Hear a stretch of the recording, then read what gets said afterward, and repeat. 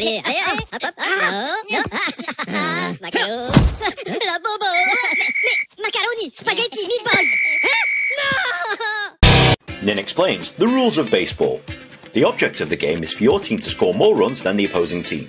To score a run, a player must hit the ball between the foul lines and run across 3 bases and back to home. A hit outside these lines is classed as a foul ball, and the batter is not allowed to run. The essence of the game is between the pitcher of one team against the batter of the other team.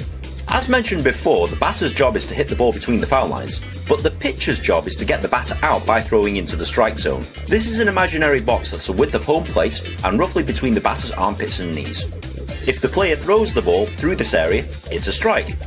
If the batter swings and misses any ball, it's also a strike. If the batter hits the ball outside the foul lines, it can be a first or second strike. And obviously 3 strikes means you're out. A pitch outside this area is called a ball. 4 balls against the batter and he gets to walk to first base. That sounds simple enough, but there are 3 other ways for a team to get you out. Firstly, if the batter hits the ball along the ground, the opposing team can throw the ball to the base he's running to. If the ball beats the batter to the base, he's out. A batter can be tagged out whilst running between the bases. If he hits the ball and the ball is caught in the air by the opposing team, he's also out. Once 3 outs have been made, the inning is over. The game is played over 9 innings per team. There are no ties in baseball, so if the score is tied after 9 innings, extra innings will be played to determine the winner. That's basically it, but there's a few other rules you'll need to understand before going to a game. For example, home run. If a batter hits the ball out of the park between the foul lines, the batter, and anyone standing on the bases, gets to walk freely around the bases and back to home. Stealing bases. To help move the batters along the bases, some players will try and make a run for the next base. This is a risky gamble as the opposing team will be prepared for this and will try and get you out. If the batter is caught out, he is caught stealing. Tagging up. If the ball is caught in the air, any player standing on the bases must start from that base before running to the next one. Double play. This is where the ball is hit in play and the defending team gets 2 outs, usually by way of throwing to one base and then another. Welcome to the amazing sport of cricket. Bolden, great delivery, wonderful strike. Cricket is the 2nd most popular sport in the world and is played in over 120 countries. It is supported by millions of passionate fans of all ages and from all walks of life. They play in the park, on the beach, and even in the street. Rich or poor, young or old, this ancient 16th century game unites and inspires people from all countries and cultures. To the layman, the game can seem a bit complicated, but it's actually quite easy to understand once you grasp the basics. Depending on the format, a game of cricket can last hours, a day, or in the case of Test cricket, up to 5 days. Yes, 5 days. The basic rules, or laws as they are known in cricket, are always the same.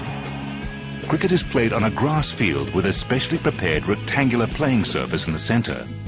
This is known as the cricket pitch. The pitch is where most of the action takes place. 2 teams play the game. Each team has 11 players.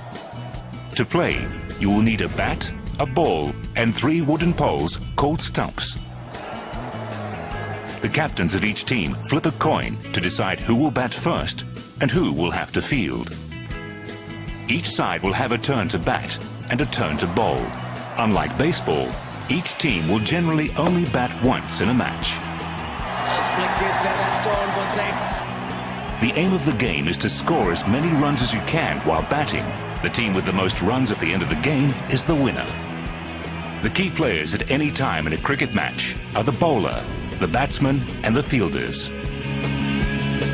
The bowler will try to outwit the batsman by bowling slow, Bolden, fast, spin, and by skillful manipulation of how the ball moves in the air or behaves once it bounces on the pitch. The fielders must be alert and agile, ready to react if the ball comes their way. At the top level of the game, fielders are highly athletic to ensure they can save as many runs as possible. unbelievable Shahid Afridi. The batter stands guarding his stumps as the bowler attempts to hit them with the ball. Bolden, great delivery. To score runs, the batter must hit the ball and then run to the other end of the pitch before the fielding team can return the ball. They can run up and down the pitch as many times as they feel they can before the fielding team can get the ball back. Each time the batter completes a length of the pitch, a run is scored against their name.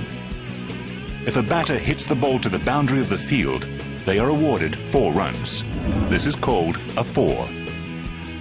The highest scoring shot in cricket is a 6. That's a little more orthodox and it's gone all the way. A batter can score 6 runs by hitting the ball over the boundary rope without the ball touching the ground. The fielding team is trying to get the batter out as quickly as possible to prevent them scoring runs. Batters can be got out in a number of ways. The bowler strikes the stumps directly while bowling, bowled.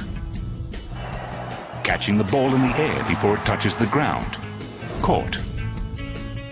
Or returning the ball to the end of the cricket pitch before the batter can complete their run, run out. Once the batter is declared out, they have to leave the field and are replaced by the next batter. Once all batters are out, the fielding team gets a chance to beat the score set by the first batting team. Bowl in!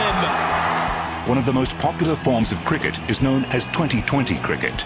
Introduced in 2003, this is a shorter, adrenaline-fueled version of the game, limited to 120 balls per side, split into groups of 6 balls, called overs.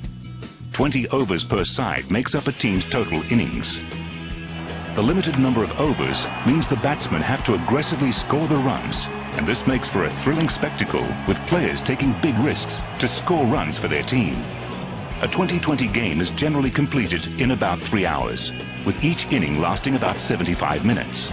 This type of cricket is very popular and is driving the phenomenal growth of the sport around the world.